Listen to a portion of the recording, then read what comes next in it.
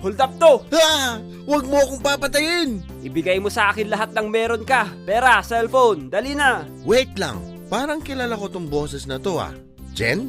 Dad? Jen? Dad? Jen? Dad? Jen? Dad? Anong ginagawa mo? What the heck is this? Dad, I will explain. Walang iya ka? Pinag-aral kitang maging isang lawyer, tapos ganito lang gagawin mo? Dad, ikaw lang ang may gusto nun. Hindi ako.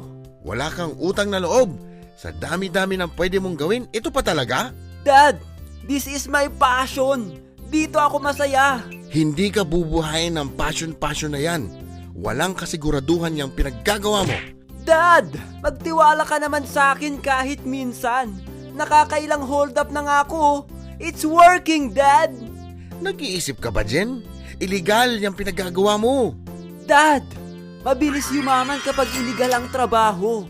Hindi mo ba alam yun? Pwede kang makulong dyan, anak. Nag-iisip ka ba? Dad, sabi nga ni Bamboo sa kanta niya, ang hustisya ay para lang sa mga mayayaman. Dad, madali lang ako makalaya kung sakali man na makulong ako.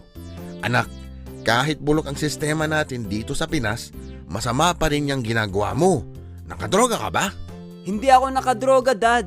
Pero kakakain ko lang sa shabu-shabu kanina. Aba, namimiloso po ka pa ha?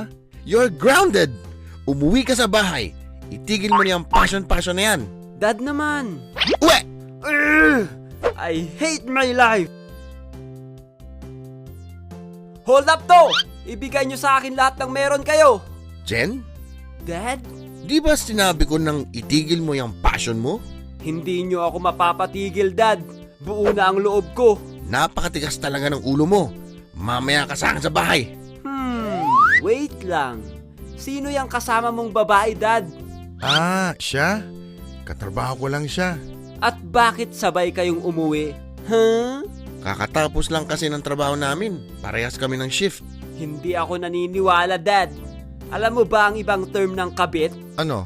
Katrabaho, kaibigan, kliyente, at marami pang iba. Umamin ka na, Dad. Huling-huli ka na. Maniwala ka, katrabaho ko nga lang siya. Isusumbong kita kay Mama. Wait lang anak, sige na, payag na ako sa passion mong maging hold-upper. Huwag mo lang akong isusumbong sa mama mo. Hehehe. Yan ang gusto ko sa'yo, Dad eh. Ano ang mga narinig ko? Anak, passion mo maging hold-upper? At ikaw, kabit mo yung mukhang paa na yan? Ma, I will explain.